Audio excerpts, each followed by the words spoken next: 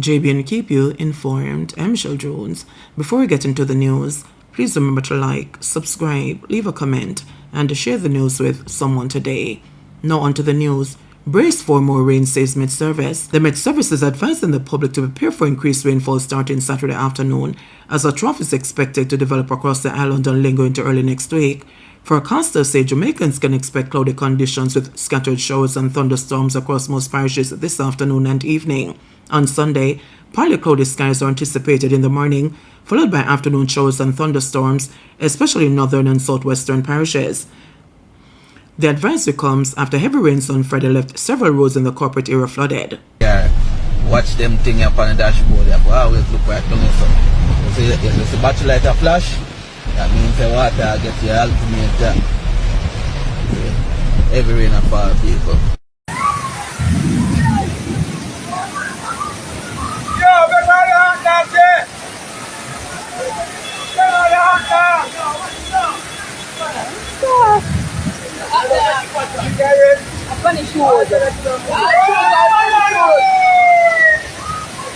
Our police expect the car to move. What you worried?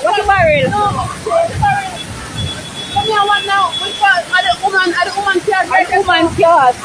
And nobody don't want to get washed because if you can't wash with that, you Wash the people.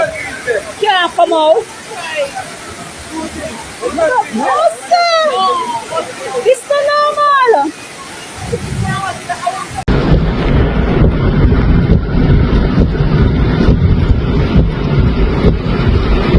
This is by La Shoesan supermarket. You cannot come up East King's House Road. I had to just go through Sovereign a while ago to cut out this part. My gosh.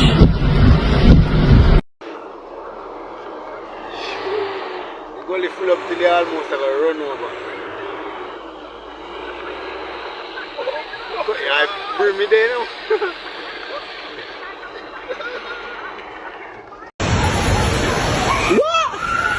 Bruh! What's it? Yeah.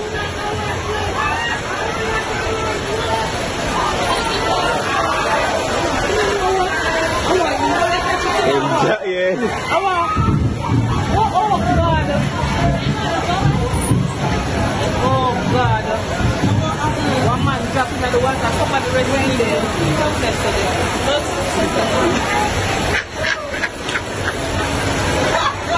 No. I think people are trying to help them, but if they open the doors, we know what's going to happen.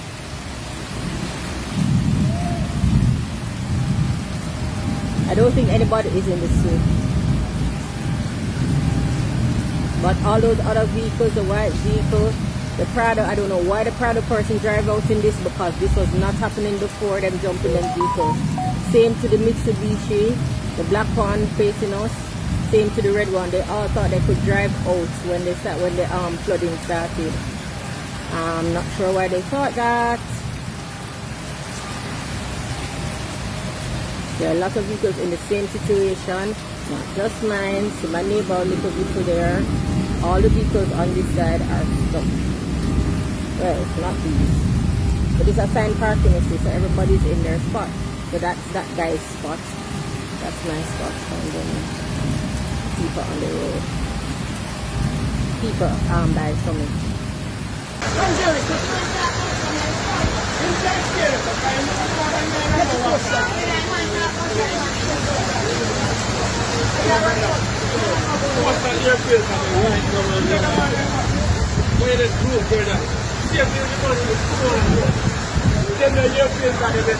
Indicom probing fatal police shooting at Spanish Town Hospital. The Independent Commission of Investigations, Indicom, has launched a probe into the fatal police shooting of a man on the grounds of the Spanish Town Hospital in St. Catherine on Friday. The deceased has been identified as 24-year-old Jamar Booth, unemployed, of Old Road, Thompson Pen, Spanish Town. Reports are that around 9:25 a.m., police officers were at the hospital with a prisoner for a medical appointment when Booth allegedly attacked the man with a knife. The police say Booth was ordered to drop the weapon, but ignored the command and continued his attack. It was subsequently shot by officers. During the incident, a 33-year-old man also sustained injuries to one of his hands. A knife was later recovered from the scene. Both was taken to the hospital's accident and emergency department, where he died while receiving treatment. Policeman charged with indecent assault of civilian worker granted bail.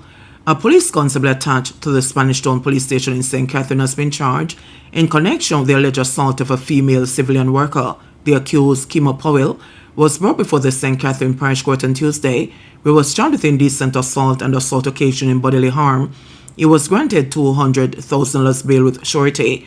As part of his bail conditions, Paul was ordered to surrender his passport and a stop order has been imposed. He is scheduled to return to court on October 21. According to reports, Paul allegedly touched the woman inappropriately while they were at the station and forced her against a desk. The woman reportedly left work after the incident and her absence was noted by her superiors. She later filed a complaint with the Center for the Investigation of Sexual Offences and the Child Abuse SOCA. Following an investigation, a file was submitted to the Office of the Director of Public Prosecutions, ODPP, which ruled that Powell should be charged. CCTV footage leads to arrest in Halfway Tree restaurant murder. The Halfway Tree police have arrested and charged a man in connection with the January shooting death of 35-year-old Roland Sawyers, otherwise called Indian, who was gunned down inside a restaurant along Halfway Tree Road. The accused, 24-year-old Kevin Duncan of Dennis Avenue, Portmore, St. Catherine, has been charged with conspiracy to murder, wounding with intent, possession of a prohibited weapon, and using a prohibited weapon to commit a felony. According to reports, around 3:47 p.m. on January 25, Sawyers, a factory worker of Iron River, Mount James, was standing inside the restaurant when Duncan and another armed man entered and opened fire. Sawyers was shot multiple times in the upper body and later died while undergoing treatment at hospital. Investigators obtained CCTV footage of the incident, which played a key role in identifying Duncan as a suspect. He was arrested on September 5. Following a question and answer session on September 18, he was formally charged. Police say preparations are now being made for his first court appearance.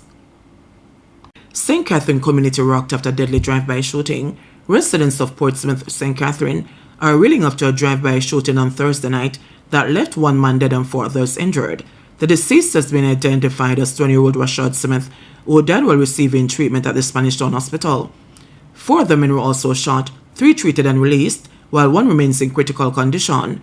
According to police reports, the incident occurred around 9:16 p.m. when 5 men were sitting under a tree along Ardnell Road in Portsmouth, Waterford.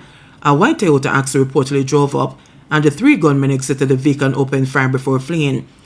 The injured men are O'Shane Richards, 32, of Ailing Court, Portsmouth, shot in the right thigh; Renaldo Wheatom, otherwise called Tread, 34, a fisherman of Eastern Way, Portsmouth, shot in the left foot; Raheem Reed, otherwise called Grim, 22, a labourer of Outline Avenue, Caymanas Gardens, shot in the right foot; and Jesse James, 21, of Portsmouth, sustained multiple gunshot wounds and remains in hospital in critical condition.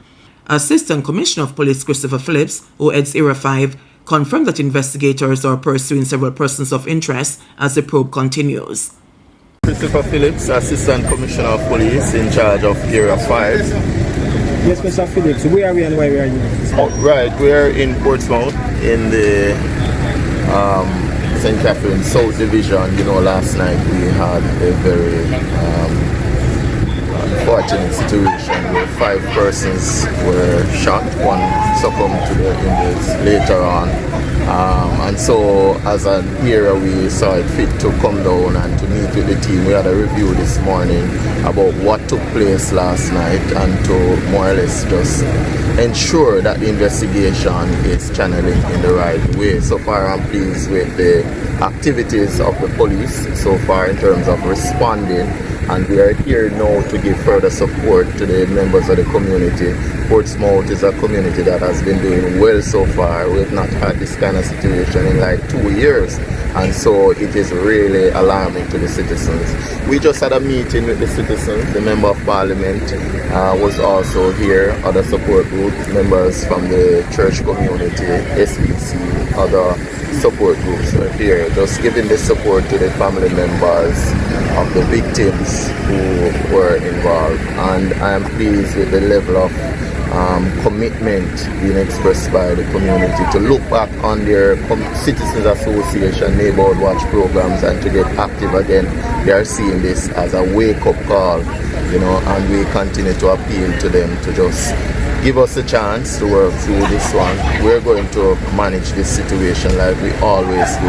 We have more than the capacity to respond to it. What we don't want is situations where we have reprisals and counter reprisals, and so we appeal to the citizens against such act.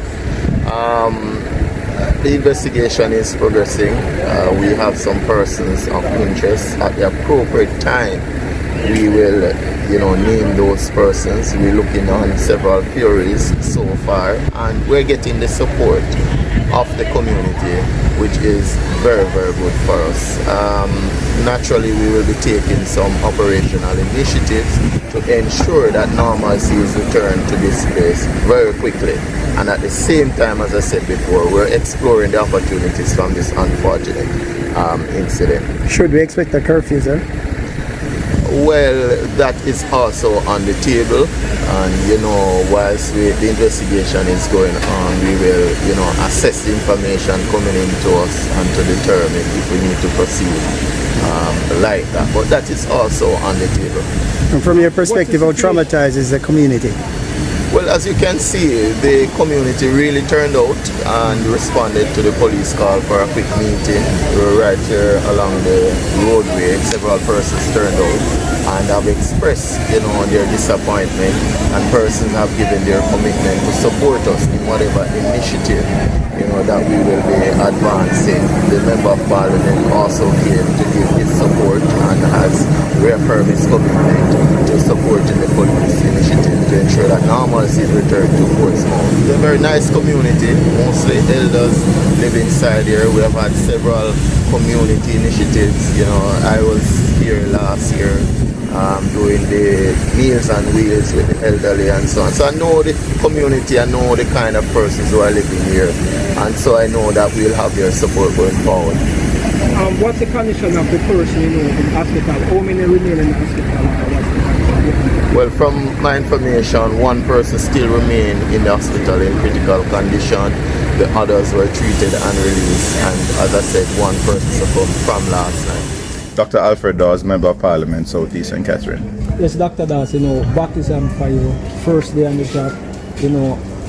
Tell us, what you hear so far and what's the mood like in the community. It's an extremely unfortunate incident that took place. It's the first time this has happened in Portsmouth for quite a while, and this is only the second murder in South East St. Catherine from the start of the year. It's sobering because we had gotten used to a peaceful constituency, and it's just a reminder that no matter how peaceful things may seem, there's always the threat of violence erupting at any time. And what it has done is to hasten our efforts to deal with the organization of the community in terms of the Citizens Association and the establishment of neighborhood watch groups. Additionally, I will be in discussion with the police in terms of the placement of cameras, because we want to have that as a deterrent to persons who think that they can come into this peaceful community and wreak havoc. So we have committed to ACP Phillips and his team that they have the support of the community 100%, and I've asked residents if they are uncomfortable with going directly to the police to channel their information through me. And there's no excuse right now why we shouldn't be 100% on board, because we're going to use this as an as a point of inflection where we're going to start coming together more as a community to have better, safer communities as citizens organize themselves more. These are mostly youngsters, what plans for the young youths in the community? Well, as I understand, this young man was supposed to start a new job on Monday, so this is not somebody who, as Jamaicans would call, mix up. He was simply in the wrong place at the wrong time, and as I said to the community members, myself, I frequent this area as well, and others who pass through, they could also be in the wrong place at the wrong time.